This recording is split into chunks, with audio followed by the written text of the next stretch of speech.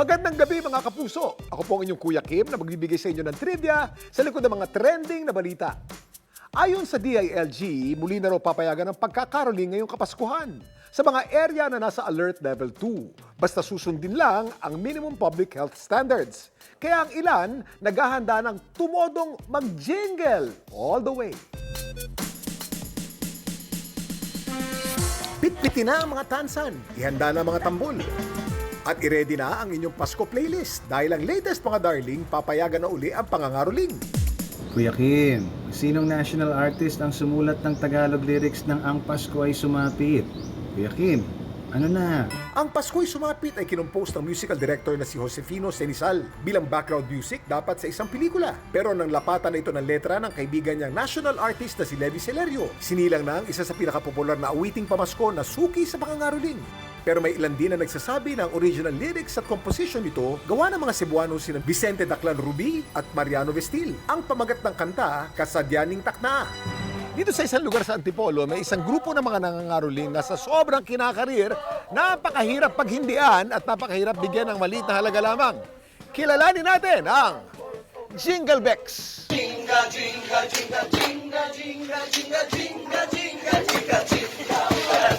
Jingle bell, jingle bell, jingle all the way. Paano nyo in-integrate yung pagsasayaw din sa caroling? Kaya ginawa po namin, nagdalay po kami ng dance moves para po mas maging energetic po, tsaka po mahiya na po sila magsabi ng patawa.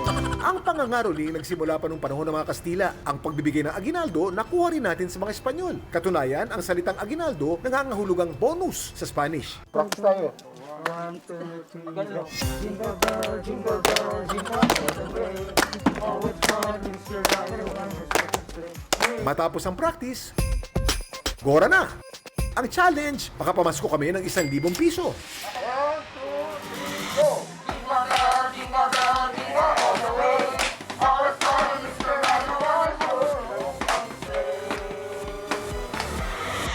Thank you po. Dahil natuwa po ako sa inyo, sandaan na po ang video. Yeah! Thank you po!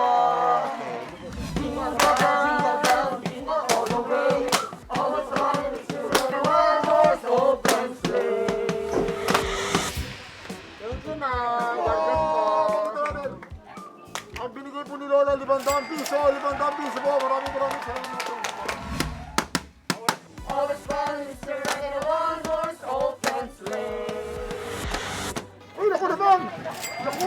Panindan niyo po yata ito. Alam niyo ba na ang Jingle Bells ay kinompose ni James Lord Pierpont noong 1857? Ang unang title nito ay One Horse Open Sleigh, ngunit binalik din sa Jingle Bells. Ito rin ang pinakaunang Christmas carol na pinatugtog outer space. Hindi lang sa bahay, ang request ng caroling dito, pati sa tricycle, pwede mag-caroling. Fun, it's your ride, one horse open sleigh. Hey, jingle bell, jingle all the way. Always fun, it's your ride, one horse open sleigh. Wala pa po akong kita, pwede pong utang. Utang, pwede po utang. Magkano po, sir? 500. 500 pesos! Nakita niyo naman sandali lamang, naka-raise tayo ng more than 1,000 pesos sa ating pangangaroling. Sa lahat ng aming napamaskuhan, ito lang ang masasabi ko. Thank you, ang babait ninyo, thank you. Pero ano nga ba ang musical instrument na hindi lang ginagamit sa pangangaroling? Tampok pa sa isang classic Christmas carol.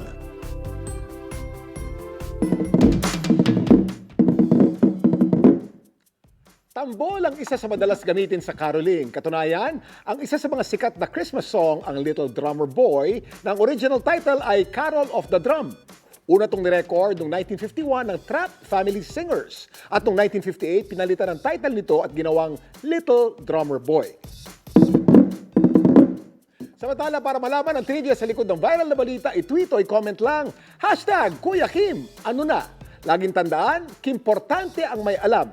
Ako po si Kuya Kim at sagot ko kayo 24 oras.